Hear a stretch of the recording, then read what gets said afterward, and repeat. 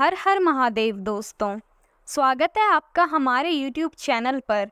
आज की वीडियो में हम सुनेंगे शिव महापुराण श्री वायवीय संहिता प्रथम खंड पूर्वार्ध्य का 18वां अध्याय, दक्ष का शाप। वायुदेव बोले, हे ऋषिगण, एक बार की बात है, सभी देवता और ऋषि मुनि भगवान शिव के दर्शनों के लिए कैलाश पर्वत पर गए।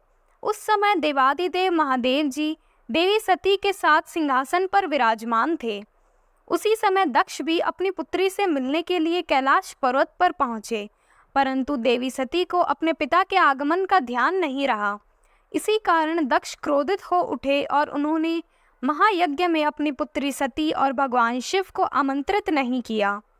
देव ऋषि नारद घूमते घूमते कैलाश पर पहुंचे और देवी सती को उनके पिता के यज्ञ के विषय में बताया।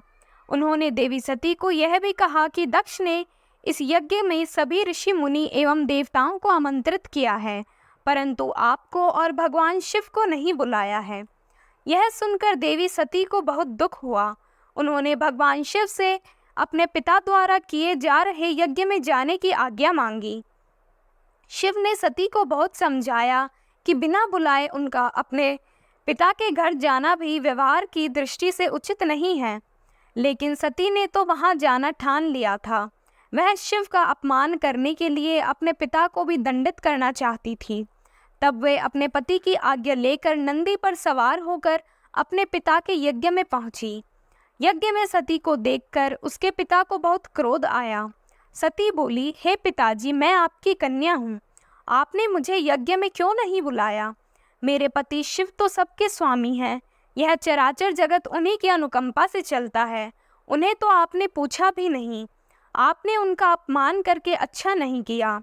देवी सती के वचन सुनकर दक्ष अत्यंत क्रोधित होकर बोले, मेरी अन्य सभी कन्याएं व उनके पति सुपात्र एवं पूजनीय हैं। सब देवता तथा ऋषि मुनि भी पूजनीय हैं, इसलिए वे सब यज्ञ में आमंत्रित किए गए हैं, परंतु तुम और तुम्हारा पति इस यज्ञ में आने योग्य नहीं हो। अपने पिता के ऐसे वचन सुनकर सती को बहुत दुख हुआ और वे बोली, शिव निंदा सुनना शिव द्रोह करना है। मैं अपने पति की निंदा नहीं सुन सकती। यह कहकर उन्होंने योगाग्नि में अपने शरीर को भस्म कर दिया। उधर जब शिवजी को पता चला कि उनकी पत्नी का यज्ञ में अपमान हुआ है, तब उन्होंने दक्ष को शाप दे दिया। उसी शाप के फलस्वरूप चाक्षुष मनवंतर में दक्ष प्रचेता के पुत्र के रूप में जन्मे और दक्ष ने अन्य जामता वैवस्त्य मनवंतर में भी वरुण देहधारी के रूप में पैदा हुए। ओम नमः शिवाय।